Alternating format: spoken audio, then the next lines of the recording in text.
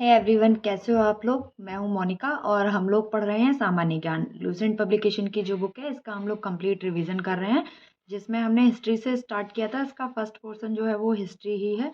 History में जो है वो हम लोग अभी जो हमारा चल रहा है वो चल रहा है मॉडर्न हिस्ट्री, है ना। इसमें भी जो है गवर्नर जनरल तक, मतलब कंपनी के अधीन शासन तक हम कंप्लीट कर चुके हैं। और उसके बाद चलिए हम जो है वो चलते हैं अपने अगले टॉपिक पे। तो आज का हमारा टॉपिक है भारत का स्वतंत्रता संघर्ष, इसके महत्वपूर्ण तथ्य, है ना। तो ये जो है काफ़ी इंपॉर्टेंट टॉपिक है, तो इसको आप लोग प्लीज़ बहुत अच्छे से बहुत ध्यान से पढ़िएगा। पहला अंग्रेज विरोधी संघर्ष सन्यासियों के द्वारा शुरू किया गया था।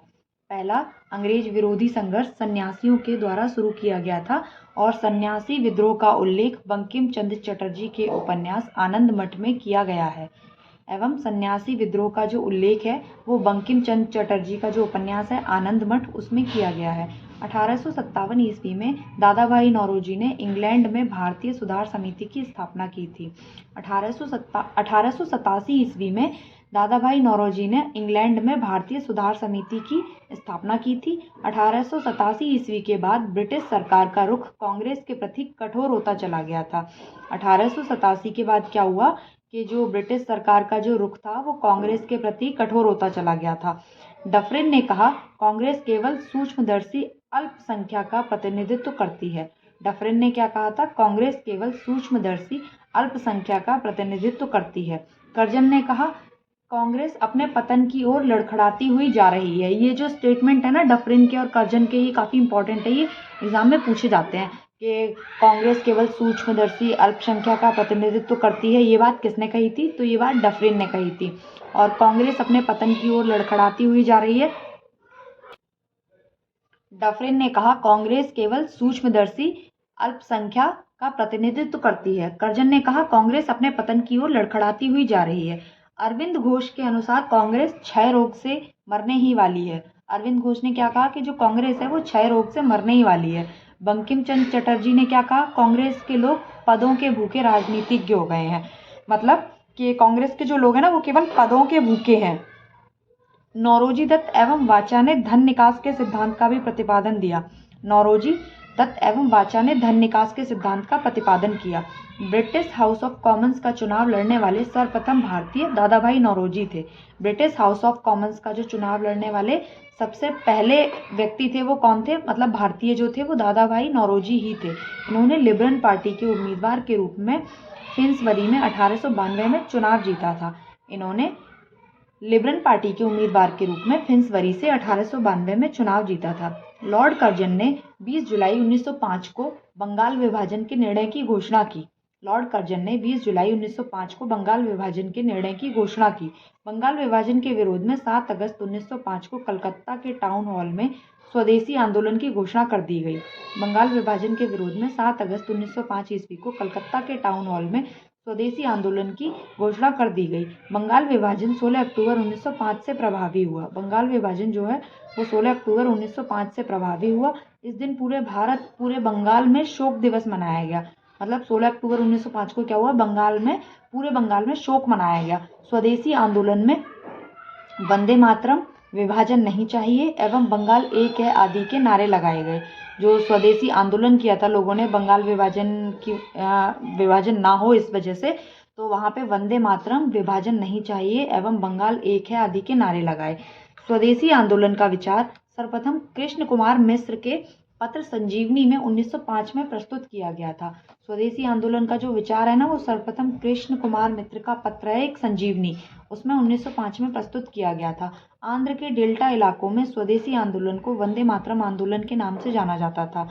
आंध्र के डेल्टा इलाकों में स्वदेशी आंदोलन को वंदे मातरम आंदोलन के नाम से जाना जाता था। 1906 में कलकत्ता में हुए कांग्रेस के अधिवेशन की अध्यक्षता करते हुए दादा भाई नौरोजी ने पहली बार स्वराज की मांग कर दी।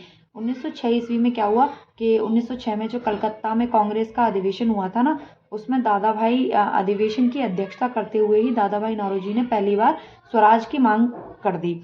स्वदेशी आंदोलन चलाने के तरीके को लेकर ही कांग्रेस 1907 के सूरत अधिवेशन में उग्रवादी एवं उदारवादी नामक दो दलों में विभाजित हो गई। स्वदेशी आंदोलन चलाने के तरीके को लेकर ही जो कांग्रेस है वो 1907 ईस्वी में जो सूरत अधिवेशन हुआ था, मतलब 1906 में तो कलकत्ता अधिवेशन हुआ था और 1907 में जो हुआ था वो कौन सा अधिवेशन हुआ था, वो सूरत अधिवेशन हुआ था। इसमें क्या हुआ, जो कांग्रेस है उसका दो भागों में विभाजन हो गया, गरम दल एवं नरम दल, उग्रवादी एवं उदारवादी नामक दो दलों में विभाजित हो गई। इस सम्मेलन की अध्यक्षता जो है वो किसने करी थी, रासबिहारी बोस ने करी थी। इस सम्मेलन की अध्यक्षता रासबिहारी बोस ने की थी। स्वदेशी आंदोलन के अवसर पर ही रविन्द्रनाथ ठाकुर ने अपना गीत आमार सोनार बांग्ला लिखा था। स्वदेशी आंदोलन के अवसर पर ही रविन्द्रनाथ ठाकुर ने अपना प्रसिद्ध गीत आमार सोनार बांग्ला लिखा था। बाद में ये गीत बांग्लादेश का राष्ट्रीय गीत बन गया। बाद में ये गीत क्या हुआ कि बांग्लादेश का राष्ट्रीय गीत बन गया, है ना। 1893 ईस्वी का वर्ष एक परिवर्तन बिंदु। 1893 का वर्ष एक परिवर्तन बिंदु। 1893 में स्वामी विवेकानंद 1863 से लेकर 1902 ईस्वी तक अमेरिका के शिकागो नगर पहुंचे थे। 1893 ईस्वी में स्वामी विवेकानंद अमेरिका के शिकागो नगर में पहुंचे। सितंबर 1893 ईस्वी में वहां पर हो रहे सर्वधर्म सम्मेलन में पहले ही दिन उन्हें 2 मिनट बोलने का समय दिया गया।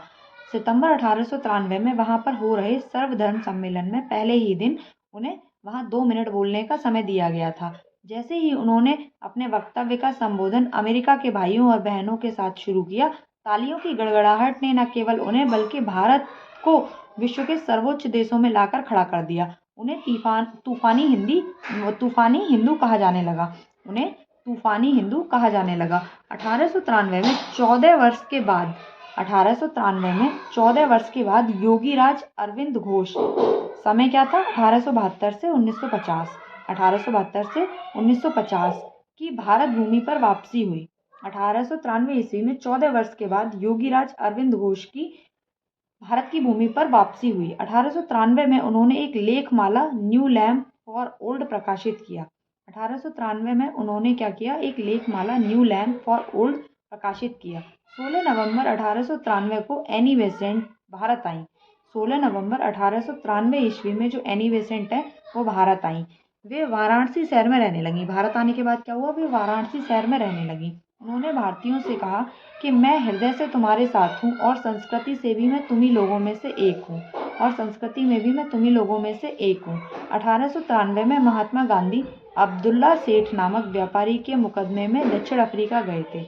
1893 ईस्वी में ही जो महात्मा गांधी हैं वो अब्दुल्ला सेठ नामक व्यापारी के मुकदमे में दक्षिण अफ्रीका गए थे। क्रांतिकारी गतिविधियों की दृष्टि से भी 1893 का वर्ष महत्वपूर्ण है। क्रांतिकारी गतिविधियों की दृष्टि से भी जो 1893 का वर्ष है वो बहुत ही महत्वपूर्ण है। नासिक में चापेकर बंधुओं ने एक गुप्त संस्था society for the removal of obstacles to the Hindu religion स्थापित की।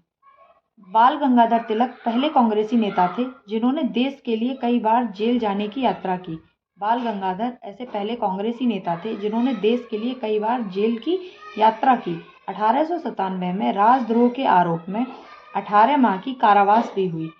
1897 ईस्वी में राजद्रोह के आरोप में 18 माह की कारावास हुई। फिर 1908 में राजद्रोह के आरोप में 6 वर्ष की सजा हुई। 1908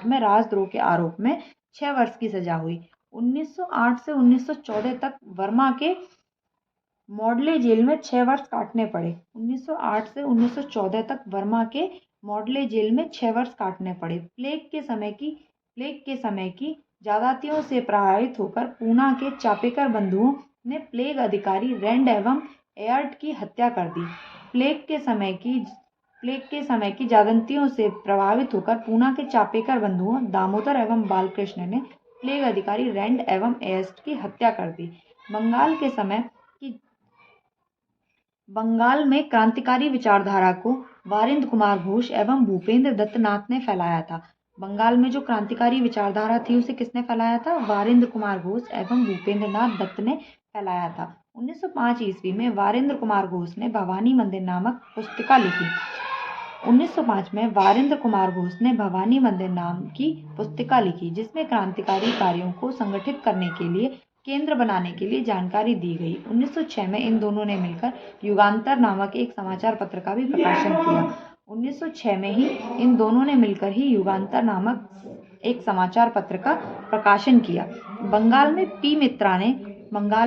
पी मित्रा ने अनुशीलन समिति का गठन किया। ये अनुशीलन समिति का गठन पूछा जाता है, इनका नाम पूछ लिया जाता है कि अनुशीलन समिति का गठन किसने किया था, तो किसने किया था? पी मित्रा ने किया था, है ना, जिसका उद्देश्य था खून का बदला खून। इसका मतलब क्या था?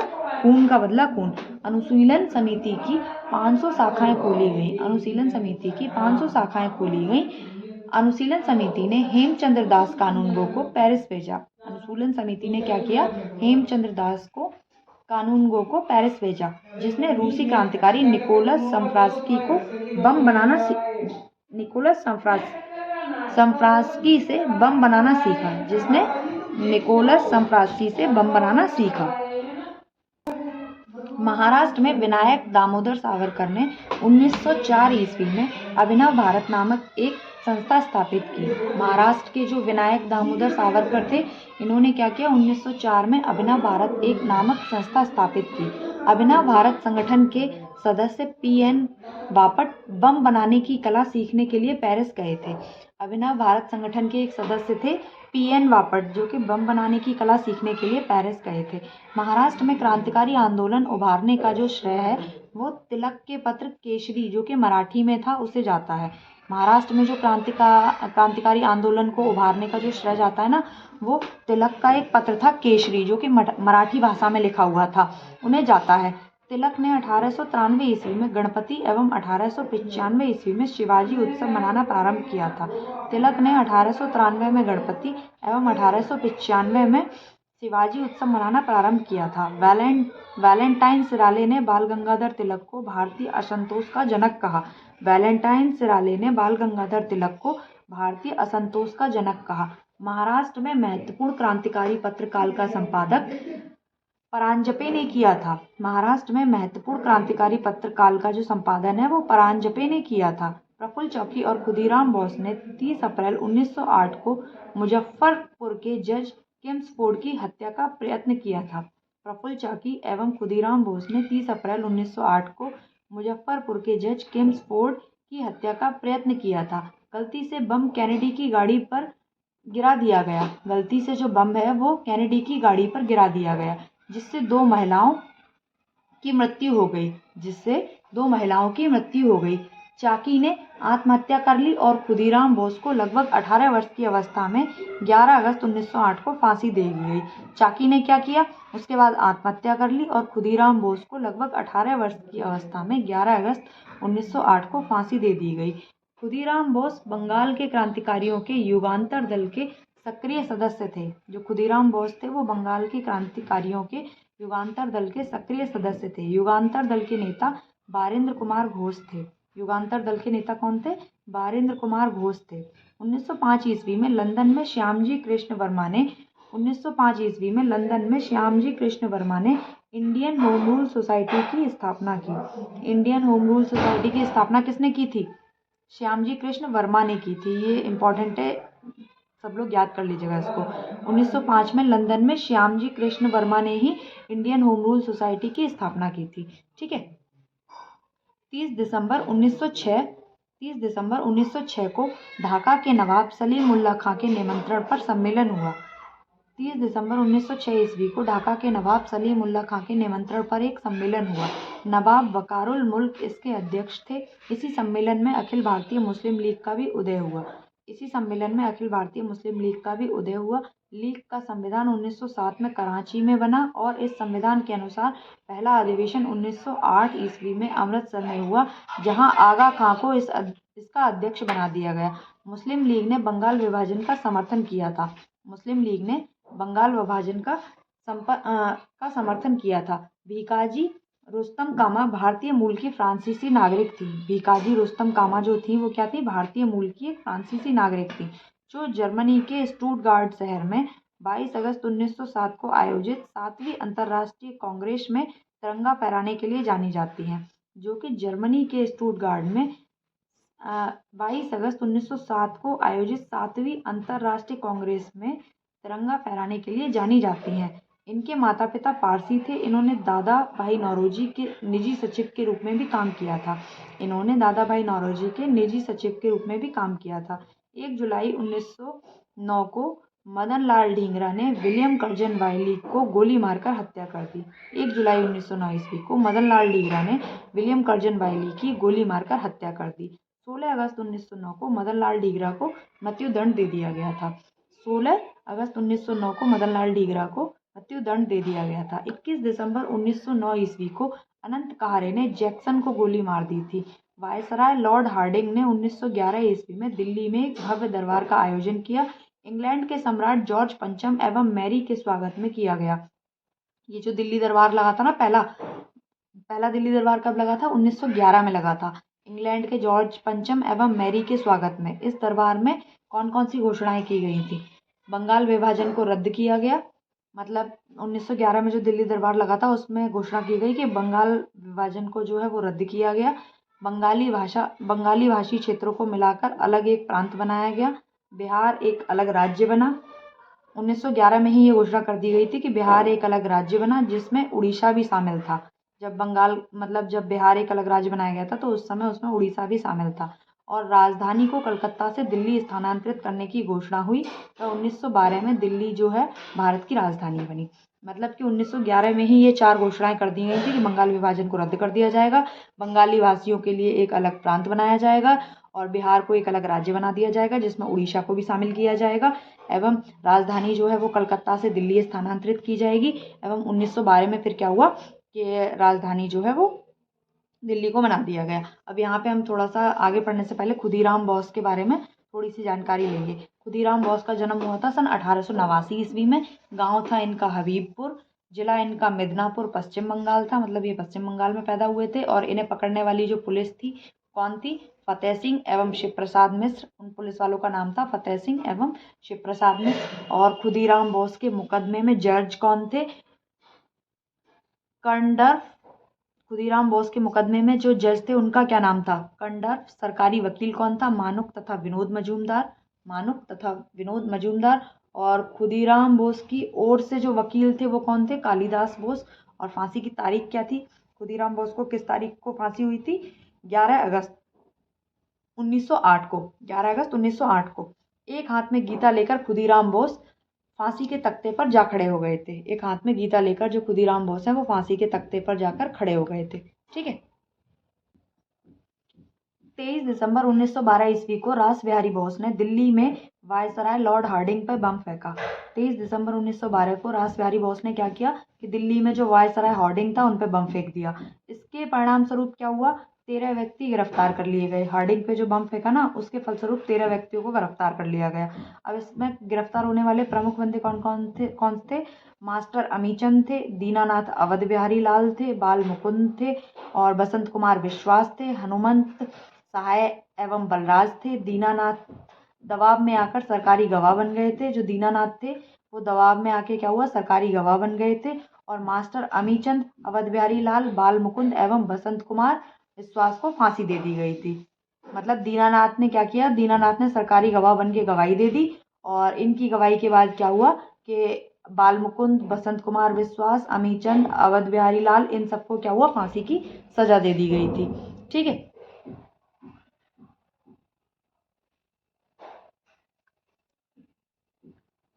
1 नवंबर 1913 को अनेक भारतीयों ने लाला हरदयाल के नेतृत्व में सैन फ्रांसिस्को अमेरिका में गदर पार्टी की स्थापना की थी। गदर पार्टी की स्थापना कब हुई थी? 1913 में हुई थी। तो 1 नवंबर 1913 को अनेक भारतीयों ने लाला हरदयाल के नेतृत्व में सैन फ्रांसिस्को में गदर पार्टी की स्थापना की। सोहन सिंह भाखन्ना इसके प्रथम अध्यक्ष थे। लाला हरदयाल इसके प्रथम मंत्री एवं काशीराम कोषाध्यक्ष चुने गए थे। 1 नवंबर 1913 ईस्वी को गदर अखबार का पहला अंक प्रकाशित हुआ जो उर्दू में था। 1 नवंबर 1913 को क्या हुआ? गदर अखबार का जो पहला अंक है वो प्रकाशित किया गया जो कि उर्दू में था। 9 दिसंबर 1913 में यह गुरुमुखी में छपने लगा था। इसके प्रत्येक अंक के पहले पृष्ठ पर छपता था अंग्रेजी राज्य का कच्चा चिट्ठा। इसके प्रत्येक अंक का जो पहला पृष्ठ होता था उस पे क्या छपता था? अंग्रेजी राज्य का कच्चा चिट्ठा। गोमाता गोमागा तामारू जापानी जहाज को बाबा गुरुदत्त सिंह ने 1914 ईस्वी ने किराए पर लिया था। ये जो जापानी जहाज था इसे क्या है, बाबा गुरुदत्त सिंह ने किराए पे लिया था। यह जलयान 351 यात्रियों के साथ 26 सितंबर 1914 को हुगली पहुंचा। ये जो जलयान था वो 351 यात्रियों के साथ क्या हुआ, 26 सितंबर 1914 को हुगली पहुंचा और बजबज नामक बंदरगाह पर जहाज पहुंचने पर तलाशी हुई और संघर्ष हुआ। 18 यात्री मारे गए एवं लगभग 25 यात्री जो हैं वो घायल हो गए थे। 1915 में अंग्रेज सरकार ने केसर हिंद की उपाधि से महात्मा गांधी को सम्मानित किया था। 1915 में क्या हुआ कि जो अंग्रेज सरकार थी उन्होंने महात्मा गांधी को केसर हिंद की उपाधि से सम्मानित किया। और कांग्रेस का जो लखनऊ अधिवेशन हुआ था 1916 में, कांग्रेस के दोनों दलों में एकता हो गई। मतलब कि 1907 में तो कांग्रेस के जो दोनों दल थे वो अलग अलग हो गए थे, गरम दल नरम दल में बदल गए थे। और अधिवेशन कौन सा था, वो सूरत अधिवेशन था, है ना। फिर उसके बाद 1916 में जो लखनऊ अधिवेशन हुआ उसमें क्या हुआ, ये दोनों दल जो हैं वो इकट्ठे हो गए दोबारा से। और इसी अधिवेशन में मुस्लिम लीग ने भी कांग्रेस से मिलकर एक संयुक्त समिति की स्थापना कर ली। और इसी अधिवेशन में जो मुस्लिम लीग थी उसने क्या किया, कांग्रेस के साथ मिलकर एक संयुक्त समिति की स्थापना कर ली। बाल गंगाधर तिलक ने स्वशासन प्राप्ति हेतु मार्च 1916 को पूना में होम रूल लीग की स्थापना कर दी। होम रूल लीग की स्थापना किसने की थी, बाल गंगाधर तिलक ने। कब की थी, 1916 में। 1916 में होम रूल लीग की स्थापना किसने की थी, बाल गंगाधर तिलक ने की थी। एनी बेसेंट ने सितंबर 1916 में मद्रास में होम रूल लीग की स्थापना की थी। ये बहुत इंपॉर्टेंट क्वेश्चन है, ये भी बीपीएससी का जो एग्जाम हुआ है टीजीटी वाला, उसमें ये क्वेश्चन जीएस पोर्शन में पूछा गया था कि बाल गंगाधर तिलक ने और एनी बेसेंट ने जो है होम रूल लीग की स्थापना कब की थी। ऑप्शन में 1915 और 1916 दोनों दिया हुआ था। तो इन दोनों ने क्या किया था कि 1916 में ही होम रूल लीग की स्थापना की थी, लेकिन समय अलग अलग था। बाल गंगाधर तिलक ने की थी मार्च 1916 में और जो एनी बेसेंट है उन्होंने की थी सितंबर 1916 में, है ना, होम रूल लीग की स्थापना की। और जॉर्ज अरुंडेल को लीग का सचिव बनाया गया। गांधी जी ने प्रथम विश्व युद्ध के समय लोगों को सेना में भर्ती होने के लिए प्रोत्साहित किया था। गांधी जी ने क्या किया, जो पहला विश्व युद्ध हुआ था ना, इसके समय में लोगों से कहा कि आप लोग सेना में भर्ती हो जाइए जाके, है ना, प्रोत्साहित किया। और इसलिए इन्हें भर्ती कराने वाला सार्जेंट भी कहा जाने लगा। मतलब गांधी जी है ना, इन्हें भर्ती कराने वाला सार्जेंट भी कहा जाने लगा। ठीक है। 1916 में गांधी जी ने अहमदाबाद के करीब साबरमती आश्रम की स्थापना की। 1916 में क्या हुआ, गांधी जी ने क्या किया कि अहमदाबाद के करीब एक साबरमती आश्रम की स्थापना कर दी। अब बिहार के एक किसान नेता राजकुमार शुक्ल ने, बिहार का एक किसान नेता था राजकुमार शुक्ल, गांधी जी को चंपारण आने के लिए प्रेरित किया। चंपारण आंदोलन में इस सूत्रधार की 20 मई 1929 को 54 वर्ष की आयु में मृत्यु हो गई। चंपारण आंदोलन के इस सूत्रधार की 20 मई 1929 में 54 वर्ष की उम्र में मृत्यु हो गई। मतलब राजकुमार शुक्ल की 54 वर्ष की अवस्था में जो है वो मृत्यु हो गई। अंग्रेज अधिकारी एमन जिससे शुक्ल जी 25 वर्षों तक लड़ते रहे थे। अंग्रेज अधिकारी एमन जिससे शुक्ल जी 25 वर्षों तक लड़ते रहे थे, उसके श्राद्ध कर्म के लिए 300 रुपए भेजे और कहा कि वह चंपारण का अकेला मर्द था। मतलब कि जो अंग्रेज अधिकारी था ना एमन, इसके साथ ही मतलब शुक्ल जी का विद्रोह होता रहा था 25 सालों तक। लेकिन जब शुक्ल जी की मृत्यु हो गई तो इसने श्राद्ध वगैरह के लिए क्या किया कि 300 रुपए भेजे और ये कहा था कि चंपारण में अगर कोई अकेला मर्द था तो वो सिर्फ राजकुमार शुक्ल ही था, है ना। तो एमन का नाम याद, बीपीएससी की जो तैयारी कर रहे हैं वो इस नाम को याद रखिएगा। ये नाम जो है बीपीएससी के एग्जाम में पूछा गया है कि जो राजकुमार शुक्ल के साथ जिसका विद्रोह हुआ था उस अंग्रेजी शासक का नाम क्या था, तो क्या नाम था उसका, एमन नाम था, है ना। और ये वाली बात राजकुमार शुक्ल के बारे में किसने कही है, ये दो तरीके से आता है कि मतलब जो राजकुमार शुक्ल है वो चंपारण का अकेला मर्द था, ये स्टेटमेंट किसका है, तो ये स्टेटमेंट किसका है, ये एमन का है। ये भी याद रखने वाली बात है। गांधी जी ने सत्याग्रह का सर्वप्रथम प्रयोग है दक्षिण अफ्रीका में किया। भारत में सत्याग्रह का पहला प्रयोग 1917 में चंपारण बिहार में किया गया था। भारत में सत्याग्रह का जो पहला प्रयोग किया गया था वो 1917 में चंपारण बिहार में किया गया था। चंपारण विद्रोह के कारण अंग्रेजों को 3 कठिया प्रथा को भी समाप्त करना पड़ा था। जो चंपारण में विद्रोह हुआ था ना, क्यों हुआ था? चंपारण विद्रोह हुआ ही था 3 कठिया प्रथा को समाप्त करने के लिए था। तो चंपारण विद्रोह के बाद क्या हुआ? अंग्रेजों ने 3 कठिया प्रथा को समाप्त कर दिया। ठीक है। बेसेंट ने 20 अगस्त 1917 को होम रूल लीग को समाप्त करने की घोषणा की। जो एनी बेसेंट थी, इन्होंने होम रूल लीग की स्थापना कब करी थी? सितंबर 1916 में। और 20 अगस्त 1917 में इन्होंने होम रूल लीग को समाप्त करने की घोषणा कर दी थी। 1918 में महात्मा गांधी ने अहमदाबाद टेक्सटाइल लेबर एसोसिएशन की स्थापना की। 1918 में महात्मा गांधी ने क्या किया? अहमदाबाद में टेक्सटाइल लेबर एसोसिएशन की स्थापना कर दी। यह उस समय की सबसे बड़ी ट्रेड यूनियन थी। उस समय की सबसे बड़ी ट्रेड यूनियन थी। यही गांधी जी ने ट्रस्टीशिप का सिद्धांत भी दिया था। यही मतलब इसी जगह पे गांधी जी ने ट्रस्टीशिप का भी सिद्धांत दिया था। इसमें इन्होंने बताया कि पूंजीपति मजदूरों के हितों की रक्षा करने वाले ट्रस्टी होते हैं। इसमें इन्होंने क्या बताया था? जो पूंजीपति हैं वो मजदूरों के हितों की रक्षा करने वाले ट्रस्टी होते हैं। नोट 31 अक्टूबर 1920 को एम.एन. जोशी ने all India trade union Congress की स्थापना की। 31 अक्टूबर 1920 को एम.एन. जोशी ने क्या किया? All India trade union Congress की स्थापना कर दी। इसके पहले अध्यक्ष कौन थे? All India trade union Congress के जो पहले अध्यक्ष थे वो कौन थे? लाला लाजपत राय थे। महात्मा गांधी ने पहली बार भूख हड़ताल अहमदाबाद मिल मजदूरों के हड़ताल 1918 के समर्थन में की थी। महात्मा गांधी ने पहली बार जो भूख हड़ताल की थी वो कब की थी? अहमदाबाद मिल मजदूरों की हड़ताल 1918 के समर्थन में की थी। गांधी जी ने 1918 में गुजरात के खेड़ा जिले में कर नहीं आंदोलन चलाया था। गांधी जी ने 1918 में गुजरात के खेड़ा जिले में कर नहीं आंदोलन चलाया था। तो आज जो है वो आज की वीडियो में हम इतना ही पढ़ेंगे, ठीक है? क्योंकि वीडियो जो है वो 25-30 मिनट की हो चुकी है, तो ज़्यादा लंबी अगर वीडियो जाती है तो फिर आप लोग को पढ़ने में भी दिक्कत होती है और बोरियत सी महसूस होती है। तो इसलिए इससे आगे के जो पॉइंट्स है वो हम कल की वीडियो में पढ़ेंगे। आज के लिए इतना ही काफ़ी है। तो इसको आप लोग अच्छे से 1 बार 2-3 बार सुन लेंगे ना, तो आपको बहुत अच्छे तरीके से समझ में आ जाएगा। तो वीडियो अच्छी लगी हो तो लाइक कर दीजिएगा, चैनल को सब्सक्राइब कर दीजिएगा। बाकी का मिलते हैं हम कल की वीडियो में। Okay, thank you.